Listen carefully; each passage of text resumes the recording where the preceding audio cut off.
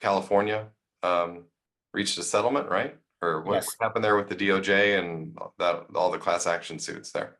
So let me put it in a very simple perspective. Everything that real estate agents have been doing now as listers for homes to be sold and buyers agents is now changed.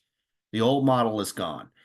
I think the most important thing that folks are now going to realize is that there will no longer ever be a situation where a broker to broker shared commission is going to be applied.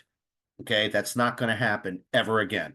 Wow. So the concept of the seller paying 6% to the broker, of which the broker shares half, they keep half, and the buyer's agent gets half, that's gone. That's gone forever. It will not come back. That was part of the DOJ complaint about price fixing and the Sherman Trust violations, and that was the core part of their argument. Wow. So it brings up a whole bunch of what ifs.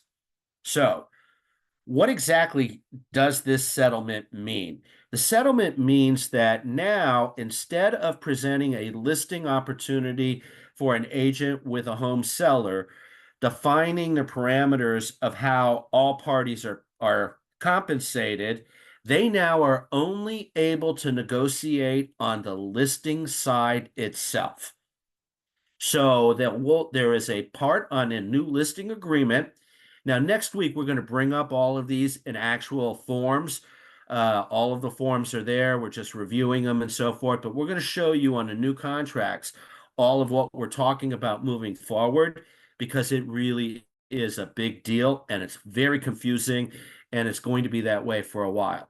I mean, we have so much time of doing it the old way, breaking 100 years of a tradition of one way of business to something radically new is going to create that confusion.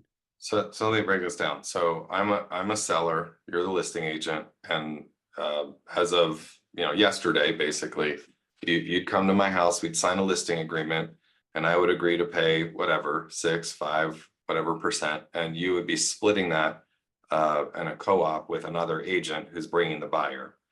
And at this point, moving forward, I'm negotiating with you just on your commission, not the other agent's commission. Is that correct? That is correct. There is no more direct kind of consulting from the listing agent about compensating the buyer.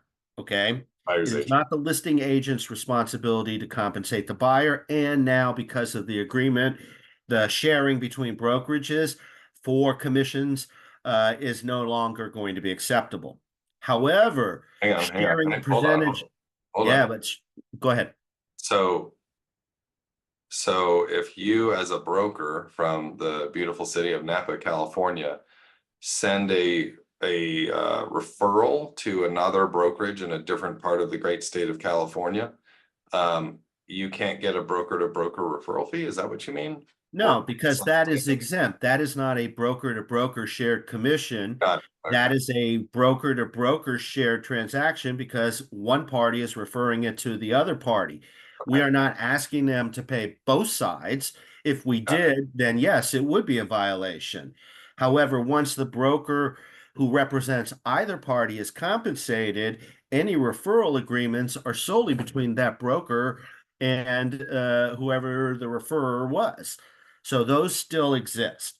Okay. So if I have your buddy wants to buy a house in Los Angeles, but we want to keep maintenance to make sure that they get a good deal, make sure the realtor does the same things. Yes, we can still do referrals. Okay. Okay.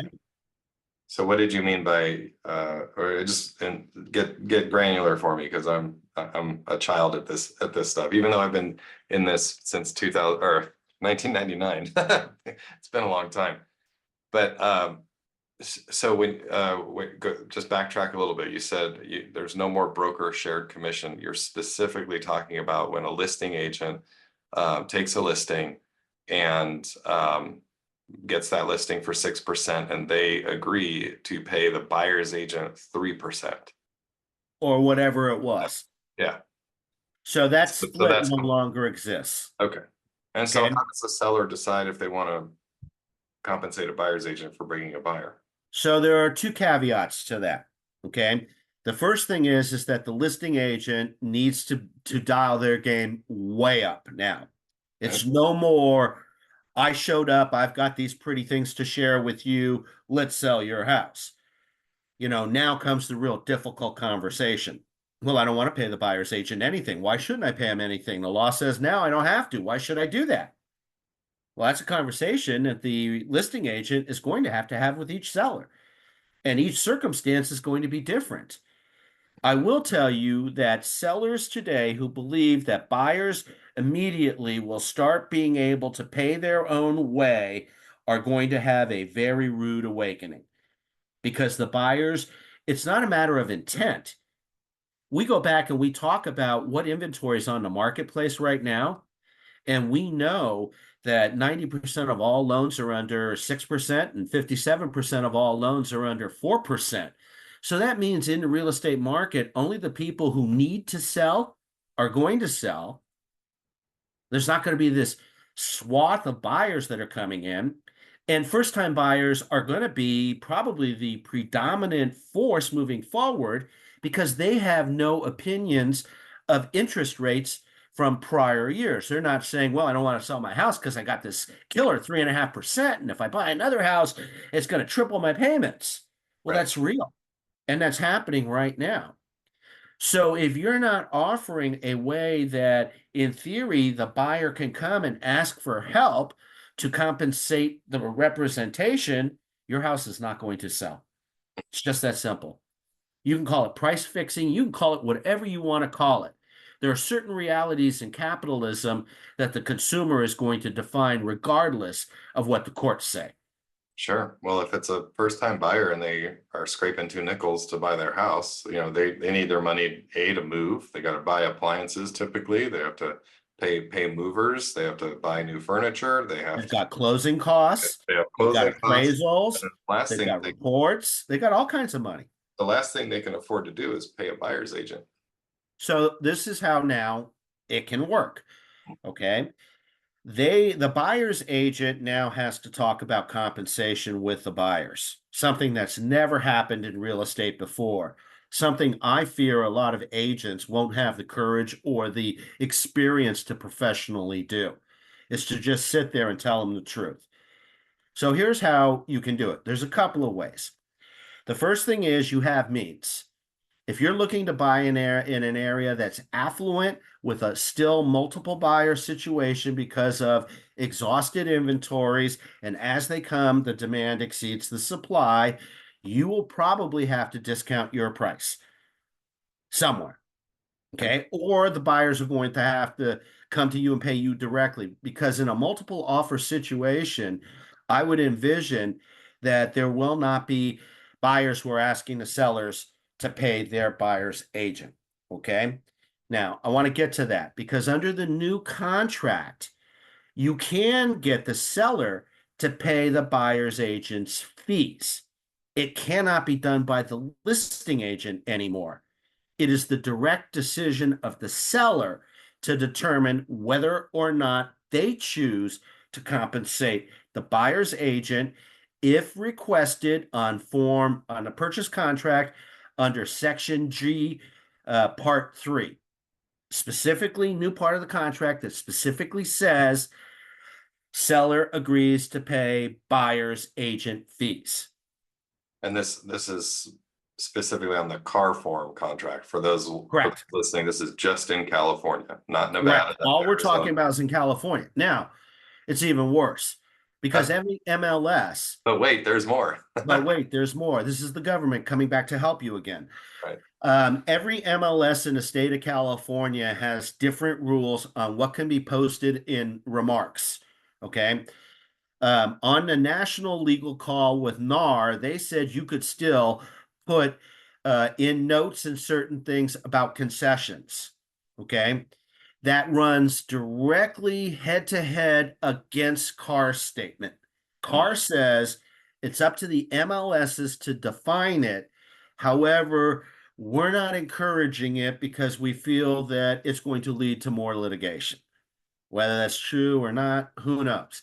So I may be able to share in Sacramento County that the seller's open to the opportunity of helping the buyer.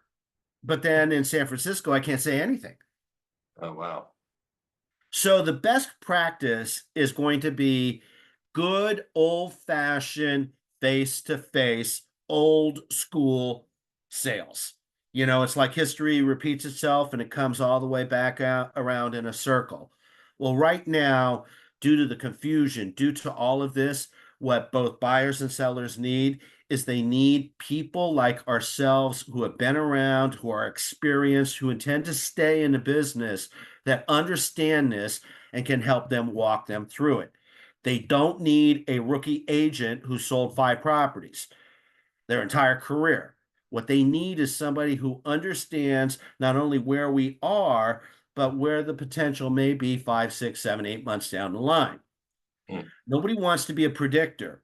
However, our experience tells us that this is literally going to be one of the last windows that first-time home buyers are going to have in California for a long time, because as inventories will become more released if interest rates come down, unfortunately, the demand is going to force the prices right back up to beyond where they were before, because we're still so far behind the demand of what's out there. The places that have now cooled off are the ones with the highest cost for home acquisition.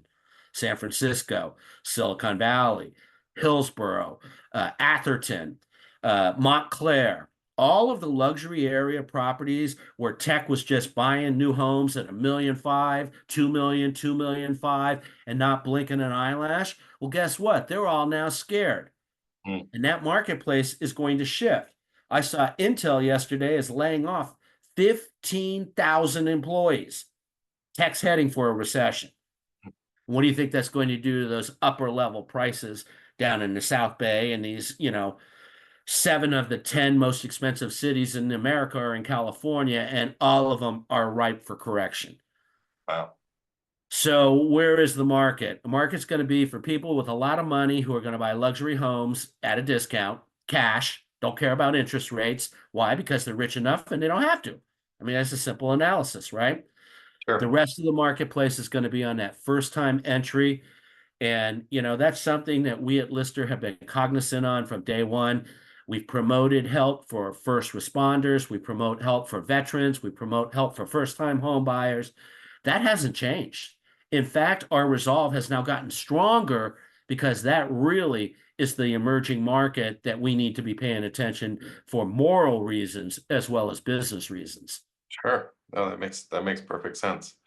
So let me ask you, you just touched on it. What was Lister doing for the first responders and the heroes is what we call them over here at Yeah, Asset we Lending? always traditionally will go to bat for people who are looking to get into their homes, whether they're first responders or first-time home buyers. We respect what the community has done for us. I will tell you personally, I am a survivor of a wildfire. My home did not burn, but for the heroes of Cal Fire, my home is there. My way to pay back is to pay back everybody in first response because of what I firsthand saw. We take a lot of things for granted, but when you see, the neighbor's house in eye distance with flames burning and what everybody throws at it, that's a big deal. Yeah, there's a lot of stories throughout California about that. So